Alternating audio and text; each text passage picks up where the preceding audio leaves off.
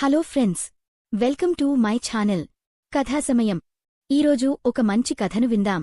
పెళ్లి తర్వాత ప్రతి జంట కోరుకునేది ఒకరితో ఒకరు సమయం గడపాలి అని. అలా వైభవ్ జీవితంలోకి వచ్చింది వైశాలి.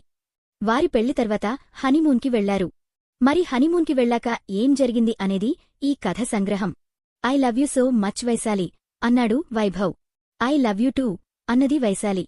ఇద్దరూ ఒకరి కళ్లలోకి ఒకరు చూసుకున్నారు. ఇద్దరు ఫ్లైట్లో హనీమూన్కి వెళుతున్నారు. నిజంగా నాకు ఇంత అందమైన అర్థం చేసుకునే భార్య దొరుకుతుందని నేను అనుకోలేదు అని అన్నాడు వైభవ్. నాకు అలాగే అనిపిస్తోంది. అసలు ఎక్స్పెక్ట్ చేయలేదు. మనిద్దరికీ పెళ్లి కుదరడం, మన పెళ్లి జరగడం ఏంటో అంతా కలలా ఉంది అని అన్నది వైశాలి. ఇది కల కాదు భార్యామణి, నిజం. నువ్వు నీ భర్తతోటే హనీమూన్కి వస్తున్నావు అని అన్నాడు చటుక్కున బుగ్గమీద ముద్దుపెట్టి. అరే ఏంటిది, మనము పబ్లిక్ ప్లేస్లో ఉన్నాం.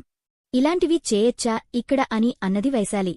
నేను ముద్దు పెట్టుకున్నది ఎవరినో కాదు, నా భార్యనే కదా అని అన్నాడు వైభవ్. అయితే మాత్రం ఎవరైనా చూస్తే ఏమనుకుంటారు?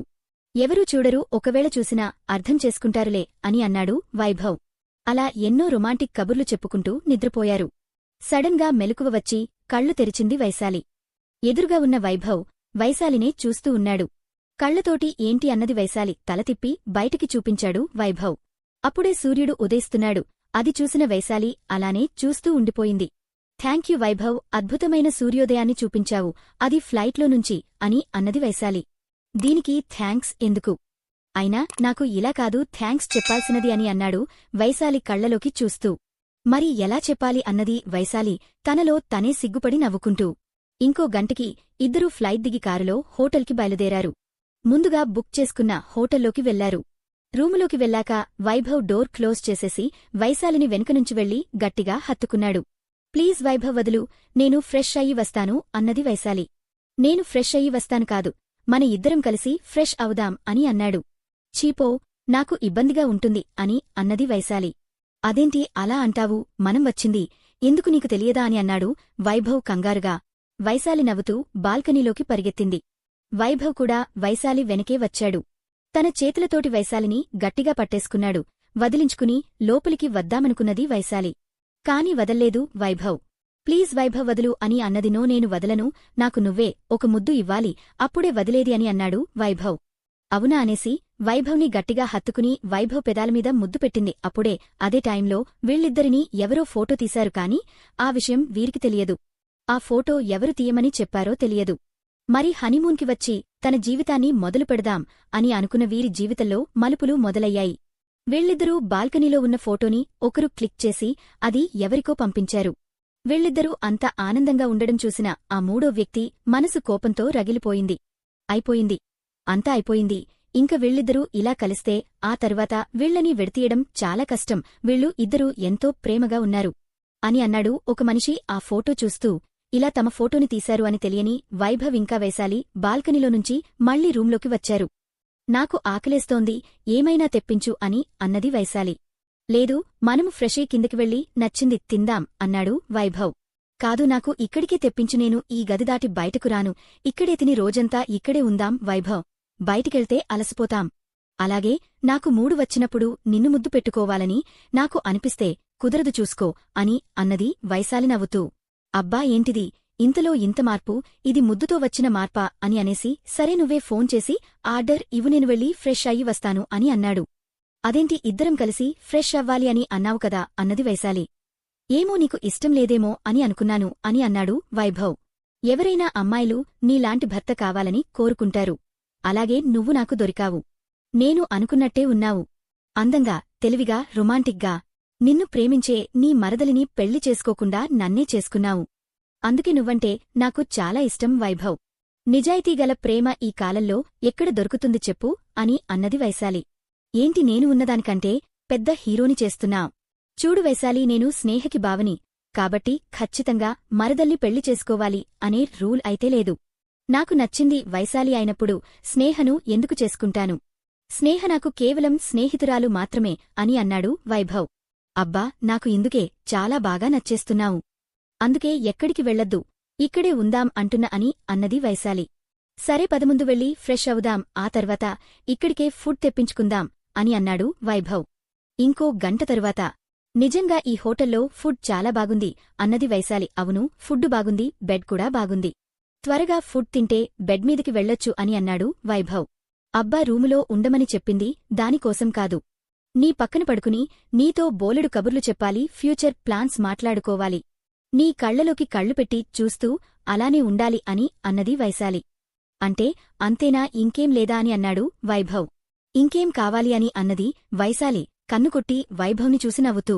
కాని వాళ్లు ఆ రూంలో చేసే ప్రతి విషయం ఒక కెమెరాలో నుంచి వాళ్లకి నచ్చని వాళ్లు చూస్తూనే ఉన్నారు. అలా చూస్తున్న వాళ్లకి కోపం ఇంకా ఇంకా పెరిగిపోతోంది. వైశాలి కోరిక మేరకు వైభవ్ ఎక్కడికి వెళ్లలేదు. ఇద్దరు రూంలోనే కూర్చుని రొమాంటిక్ ఫిల్మ్ చూశారు. కార్డు గేమ్ ఆడుకున్నారు. ఎన్నో మాటలు మాట్లాడుకున్నారు, ఫ్యూచర్ ప్లాన్స్ వేసుకున్నారు. ఇద్దరూ ఆ రోజు ఈవినింగ్ బాల్కనీలోకి వచ్చి కూర్చున్నారు. వాళ్లు ఉన్నది అందమైన బాల్కనీలో. ఆ బాల్కనీ వ్యూ ఎంతగానో బావుంటుంది.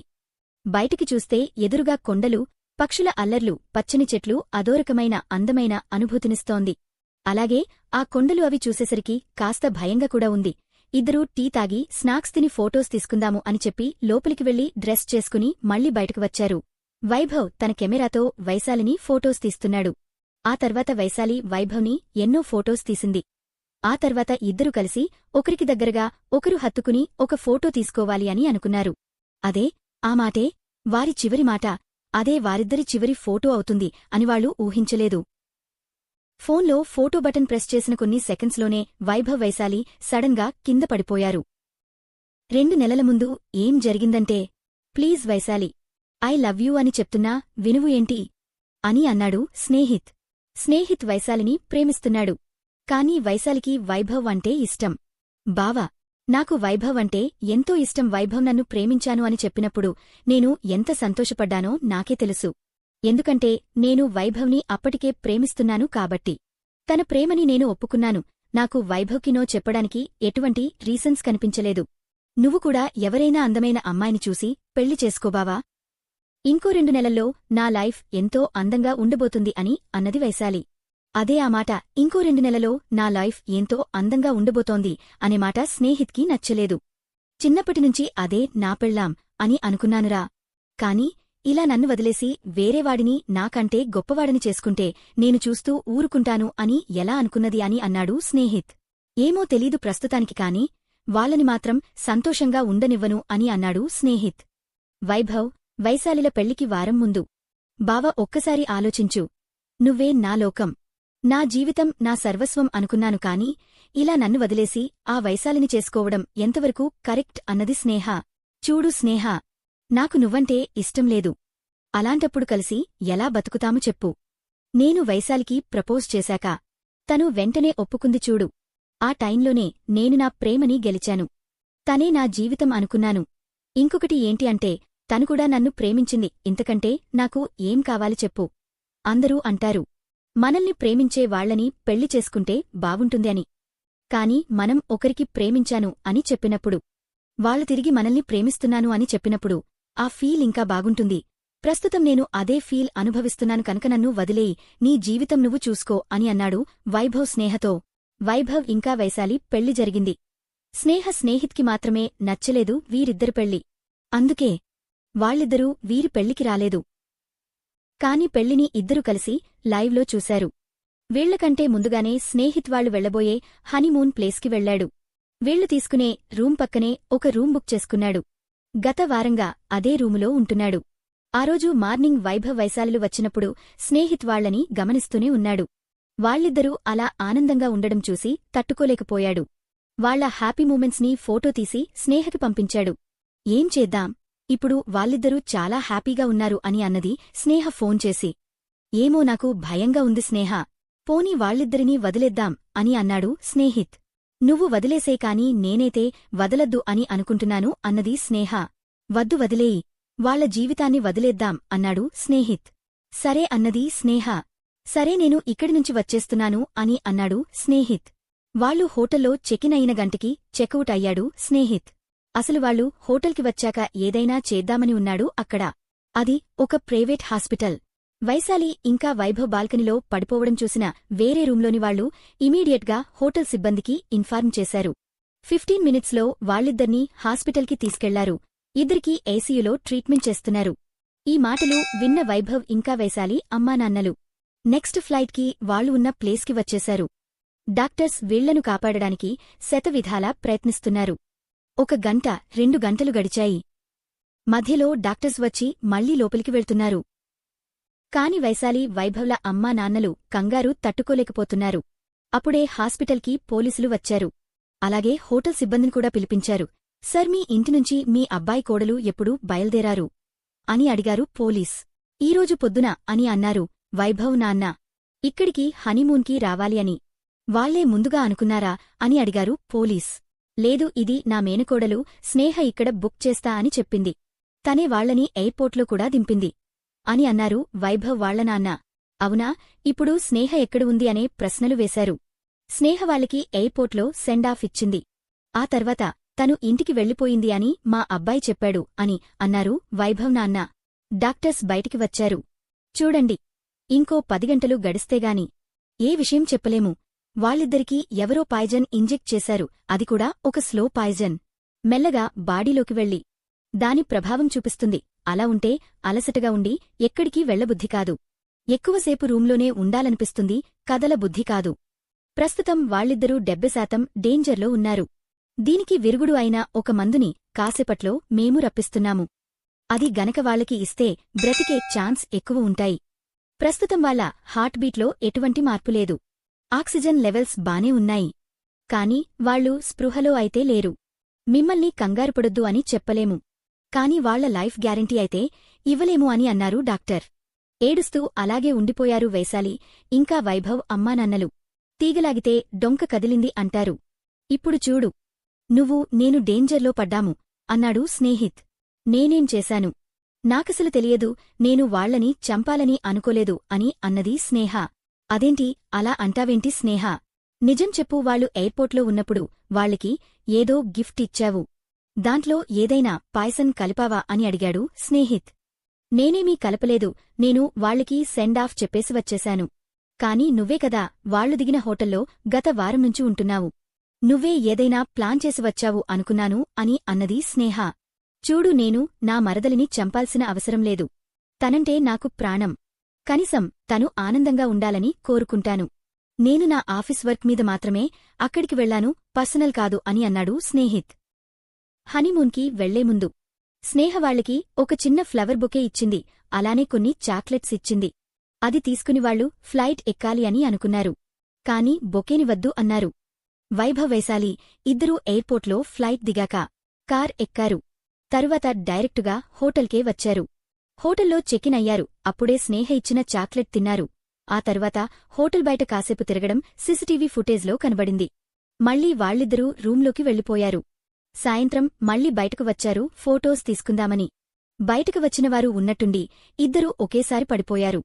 పోలీసులు జరిగిన దానికి కారణం ఏంటి అని అన్ని కోణాలలో వెతికారు. వాళ్లు సీసీటీవీ ఫుటేజ్లో చూసింది ఏంటి అంటే స్నేహిత్ చెక్అవుట్ అవ్వడం వాళ్లకి కనబడింది. మెల్లగా ఫ్యామిలీలో ప్రాబ్లమ్స్ గురించి కనుక్కుని అసలు దీనికి కారణం ఎవరో తెలుసుకున్నారు. 27 గంటల తర్వాత వైభవ్ ఇంకా వైశాలి వాళ్లు వెళ్లిన హనీమూన్ ప్లేస్లోని పోలీస్ స్టేషన్లో చెప్పండి, ఎందుకు ఈ పని చేశారు అని అడిగారు పోలీస్. సర్, నేను చేయలేదు. మాకు వాళ్లు అంటే ఇష్టం కాని చంపాల్సిన అవసరమైతే మాకు లేదు అని అన్నాడు స్నేహిత్. మేము పోలీసులం, మాకు అబద్ధం చెప్తే బొక్కలో వేసి ఆ తర్వాత ఎలా నిజం చెప్పాలో కూడా నేర్పిస్తాము. మీకు తెలుసుకదా అని అన్నారు పోలీసులు. ఇంకో 10 నిమిషాలపాటు ఒప్పుకోలేదు స్నేహిత్. స్నేహ అయితే కంగారులో ఏడ్చేసింది. ఆ తరువాత చెప్పాడు స్నేహిత్. అవును సార్, నేను స్నేహ ఇద్దరం కలిసి ఈ పనిచేశాం. ఎందుకు అంటే వాళ్లని ప్రేమగా చూసుకోవాలి అని అనుకున్నాము. కాని వాళ్లు మోసం చేశారు. మమ్మల్ని కాదు అని అన్నారు. అందుకే ఆ బాధ తట్టుకోలేకనే నేను ఇంకా స్నేహ కలిసి వాళ్ల హనీమూన్లోనే వాళ్లని చంపేద్దాం అని అనుకున్నాం అని అసలు నిజం చెప్పేశారు. దానికోసం స్నేహిత్ 1 వారం రోజుల ముందే ఇక్కడికి వచ్చాడు. నేను 4 రోజుల ముందు ఇక్కడే ఉండి నిన్ననే వెళ్లిపోయాను. నేను సెండాఫ్ టైంలో వాళ్లకి బొకేతోపాటు కాస్ట్రీ చాక్లెట్స్ ఇచ్చాను. అది కనుక తింటే వాళ్లు చనిపోతారు అని అన్నది స్నేహ. లేడీ కానిస్టేబుల్ వెళ్లి స్నేహ చెంప పగలగొట్టింది. పోలీస్ వెళ్లి స్నేహిత్ చెంప పగలగొట్టాడు. అసలు మీ ఇద్దరికీ మానవత్వం అనేది ఉందా? వాళ్ళిద్దరూ ప్రేమించుకున్నారు, పెళ్లి చేసుకున్నారు. ఒకరికోసం ఒకరు కలిసి బ్రతకాలి అనుకున్నారు. అందమైన జీవితాన్ని ఇక్కడ మొదలుపెట్టాలని అనుకున్నారు. హనీమూన్కి ఆనందంగా గడుపుదామని వచ్చారు. కాని మీ వల్ల అదంతా చెడిపోయింది. ఇప్పుడు చెప్పండి, వాళ్ళు చనిపోయారు అనుకుంటున్నారా లేదా బ్రతికే ఉన్నారు అనుకుంటున్నారా అని అడిగారు పోలీసులు. ఏమో సార్, మాకు తెలీదు. మేము చేసేటప్పుడు భయపడ్డాము. అసలు మా ఫోన్లో కూడా మేము మాట్లాడుకోలేదు. ఇందాక కూడా మేము ఫోన్ చేసి పాజిటివ్గానే మాట్లాడాము. కాని ఎలా దొరికిపోయామో మాకు అర్థం కాలేదు అని అన్నది స్నేహ.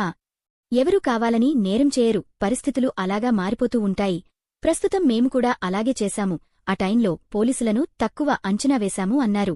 అందుకే దొరికిపోయారు. ఇక వెళ్ళి వూచులు లెక్కపెట్టండి జైల్లో అని అన్నారు పోలీసులు. సర్, ఇంతకీ వాళ్ళిద్దరూ బ్రతికారో లేదో చెప్పండి, టెన్షన్ తట్టుకోలేకపోతున్నాము అని అన్నాడు స్నేహిత్. మీరు ప్లాన్ చేస్తే ప్లాన్ ఫ్లాప్ అవ్వదు కదా, అందుకే వాళ్ళు ఇద్దరు చనిపోయారు అని అన్నాడు పోలీస్. ఆశ్చర్యంగా ఒకరి మొహాలు ఒకరు చూసుకున్నారు స్నేహిత్ స్నేహలు. మీరు నిజంగా లక్కీ. మీరు బ్రతకడానికి చేయాల్సిన ఒక ఇంజెక్షన్ రావడం కాస్త ఆలస్యమయినా మీరిద్దరూ బ్రతికేవాళ్లు కాదు అని అన్నారు డాక్టర్. థ్యాంక్స్ డాక్టర్, నిజంగా మీరు మాకు పునర్జన్మ ఇచ్చారు. కాని దీనికంతటికి కారణం నా మరదలు తన బావ అని తెలిసినప్పటినుంచి ఇంకా బాధ ఎక్కువైంది. గుండె ఎందుకో భారంగా ఉంది అని అన్నాడు వైభవ్. చూడండి, మీకు ఇప్పుడు ప్రాణాపాయం అయితే తప్పింది. నిజంగా మీరు అదృష్టవంతులు. అలానే మీ ప్రేమ గొప్పది, అందుకే బ్రతికారు. అలానే కొన్ని నిజాలు వినడానికి చేదుగా ఉంటాయి, మనం వేసుకునే మందులులాగా. కాని యాక్సెప్ట్ చేయాలి అని అన్నాడు డాక్టర్. వాళ్ళిద్దరూ ఇంకో వారం తర్వాత డిశ్చార్జ్ అయ్యారు.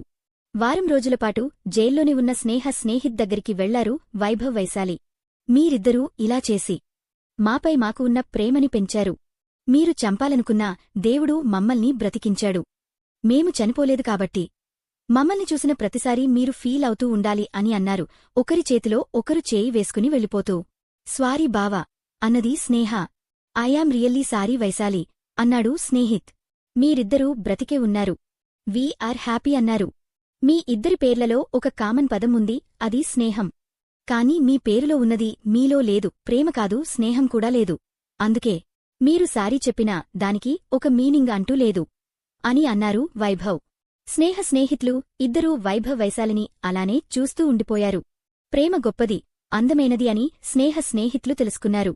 కాని వాళ్లు చేసిన పనిని ఈ జన్మకి మర్చిపోలేరు. వైభవ్ని వైశాలిని చూసిన ప్రతిక్షణం వాళ్లకి అదే గుర్తొస్తూ ఉంటుంది. ఇది హనీమూన్కి వెళ్లిన ఒక జంట కథ. ఈ కథపైన మీ ఒపీనియన్ని కామెంట్ చేయండి. తర్వాత వీడియోలో మరో మంచి కథతో మీ ముందుకు వస్తాం. ఈ వీడియో నచ్చితే లైక్ చేయండి. అలాగే మరిన్ని కథలు వినాలంటే మా ఛానల్ని సబ్స్క్రైబ్ చేసుకోండి.